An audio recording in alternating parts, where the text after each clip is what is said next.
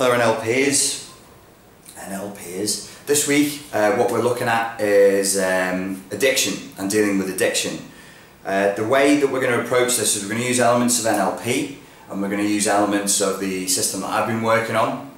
So particularly what I want you to think about is unconscious habits and unconscious drives and what the secondary benefits are of holding on to an addiction. So if your addiction is smoking or alcohol, start thinking in terms of what the secondary benefits are of holding on to it. So yeah, you know, an intellectual level, oh, smoking will kill me one day. You know, an intellectual level, alcohol will make me fat, will make me stupid, and eventually I'll fucking die from it. But you need to be honest, open, and directly looking at what are all the benefits that I get from this. Smoking. You may very well find if you go within and look at it, it's actually a good cover for social discomfort. So if you have social anxiety disorder and your hands shake when you're in situations of social ambiguity, smoking will give you something to do. I once had a client refer to it as being able to hide behind a cloud of smoke. And I thought that's an interesting metaphor, it's an interesting way of looking at it. Many of my clients who are anxious tend to smoke. Especially the female clients I've noticed, there's that oral fixation, if we go Freudian for a second, where they want to be doing something with their fingers because of that tense nervous energy, so they want to be putting something inside their mouth and then they want to be controlling their breathing. So my thing is, okay, if we want to deal with the symptoms, if you had something else to play with your fingers, something else to stick in your mouth, like chewing gum, and you actively focused on that style of breathing that you use when you're smoking, which is maybe you'd get all the same benefits and all the same results. Similarly with alcohol, similarly with food, whatever it is, don't judge it. Stop moralizing. Moralizing and beating yourself up in terms of your internal dialogue and going, oh, this is awful, this is going to kill me. It actually can lock the problem in place because it makes you take it seriously. You can develop a masochistic, what do they call it? In psychodynamic theory, they call it self-destructive submission. So it actually, and it's a state that you can get addicted to. Oh, fuck it then, fuck it, I'll just become a heroin addict, you know. And you get addicted masochistically to this state of self-destructive submission. There is pleasure in it. More than that, from a Reichian, if you look at the work of Wilhelm Reich, there is a release to masochistic self-destructive submission. Because if you're going, eat the cake, no I mustn't, no eat the cake, no I mustn't eat the cake, oh god, that's conflict, that's taking emotional and intellectual energy and it's tiring. What would release that? Just fucking eat the cake. Nom nom nom nom nom, eat the cake, feel really fat, feel really full, let all the sugar give you that spike and that crash, and then you can relax. So don't moralize, whatever your addiction is that you're going to be working on, just look at it for what it is and say this is why I love this addiction, and start listing the secondary gains of the addiction. What does it allow you to do? The next thing I would like you to do, beyond there, don't moralize. Just, it is what it is. You're, to use classical NLP, you as a system, as a machine, are working perfectly. You're either running programs and strategies that work for you, or you're running programs and strategies that work against you. There's no moralizing here whatsoever. So, the second thing I'd like you to do is then I'd like you to think, what would I lose if I gave up this addiction? So you might be thinking at this point, this is counterintuitive, you're stacking the reasons for keeping the addiction.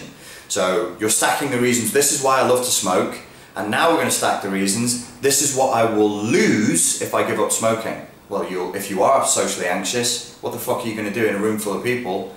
You're going to be one of those people who has to pull out their smartphone and pretend to text somebody because you don't know what to do with yourself. Do you know what I mean? That's what you lose. Write it down. I am still coming, you'd be sick of hearing me beat this drum, but I'm going to beat it forevermore until the day I die. The things that destroy us, the things that slowly wear us down and that slowly poison us over years are not the big bad demons. The big bad demons and the big bad wolves, we can see. Yeah, they're terrifying, but if you can see it, remember in terms of neuromapping, if you can see the problem, you can attack the problem. What slowly kills us and slowly, slow drip, corrodes our self-esteem and our ability to make good rational judgments and to be decisive and to be confident as adults is the stuff we can't see. So what you're doing is you're dragging the addiction into the light. I want you to say why you love it, and I want you to write down all the things you would lose if you got rid of it. That will be more powerful in helping you to overcome it than listing all the reasons why you shouldn't eat the cake, because you already know that. These are not intellectual choices we're making, they're emotional choices. So let's go into the emotion. What do I love about this addiction? What would I hate and fear to lose if I let go of this addiction? I remember when I gave up smoking, for probably 5 years afterwards, if you looked in my car, you would find cigarettes in the glove compartment. Why? To this day, I can't rationally explain it, but I knew that if I didn't have cigarettes, for me, not having cigarettes in the car would make me go and buy them and smoke them. If I had them there and knew that I could at any moment but chose not to right now, just not today, but maybe tomorrow, they'd go off. And I'd have to replace them. I don't know, I think it was like every couple of years I'd go, fuck these minging old cigarettes, and I'd have to go and replace them. So this is to me is the Catholic problem. I know it's a problem in other religions as well, but from my background, I'm like, it's the Catholic problem. You make something taboo and you kind of make it sexy. Don't eat the cake. Why not? It's naughty to eat the cake. You mustn't eat it. Now I fucking want to eat the cake because my brain is focused on cake or cigarettes or alcohol or sex or whatever it is that is addicting you. Don't forget to list immediacy.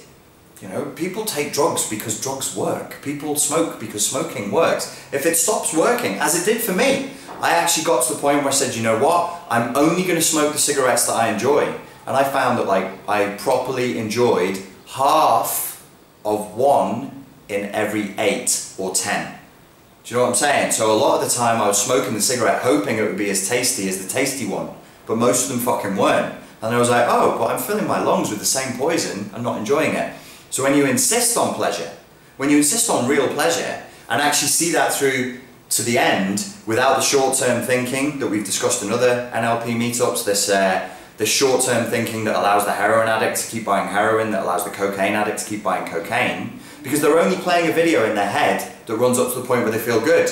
Oh, I go out, I suck all these tramps' dicks, and then I make some money, and then I fucking get to inject myself with a dirty needle, and the heroin is in me, and then I'll feel great.